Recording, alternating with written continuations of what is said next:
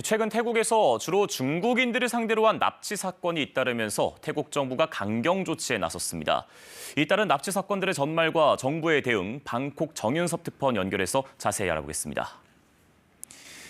정 특파원, 이 비교적 안전한 나라로 알려져 있고 그래서 관광도 많이 가는 나라가 태국인데 최근엔 납치 사건들이 잇따르고 있습니다. 어떻게 된 일이죠? 네, 지난해 말부터 중국 연예인들이 잇따라 실종됐는데 알고 보니까 납치됐다는 사실이 알려지기 시작했습니다. 먼저 지난달 3일 왕싱이라는 중국인 배우가 태국에 들어왔는데 이 공항에 마중 나온 차량이 미얀마와 인접한 태국의 접경 도시로 이동한 뒤에 곧바로 미얀마로 넘어갔습니다. 이 실종 사실이 알려지자 중국과 태국 두 나라 정부가 나섰고 결국 나흘 만에 구출됐습니다. 그런데 왕싱의 구출 사실이 알려진 뒤에 지난해 12월에 한 20대 중국인 모델이 역시 태국에서 실종됐었다는 신고가 있었던 겁니다. 이 모델도 역시 미얀마에서 구출돼 한 달여 만에 가족의 품으로 돌아갔습니다. 이 밖에도 20대 중국인 여성 또 타이완인 관광객 등 태국에서 실종되거나 납치됐다는 신고가 있다는 겁니다. 상당히 심각한 사건들이었는데 피해자들을 납치했던 일당, 정체가 밝혀졌습니까? 네, 미얀마에 있는 중국계 사기 범죄 조직들로 확인됩니다. 이들은 태국과 인접한 미야와디 등 국경 도시의 건물을 빌려서 보이스피싱 같은 금융사기 범죄를 하는 걸로 알려져 있습니다.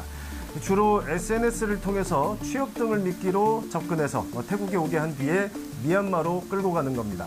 이 앞서 구출된 왕싱의 진술에 의하면 현장에는 그런 피해자들이 많았다고 합니다. Just work inside, indoor. And the third building, the third company, is more. It's huge. They have different countries.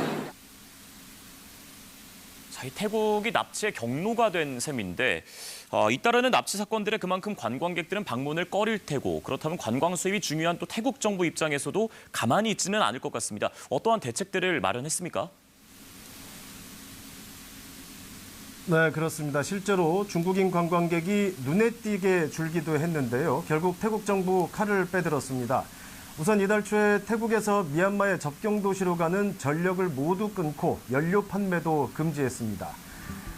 범죄 조직에 직접 피해를 안기겠다는 거였는데 오히려 현지 주민들이 태국에 와서 기름을 사가려고 북새통을 이루는 등 불편이 이어졌습니다.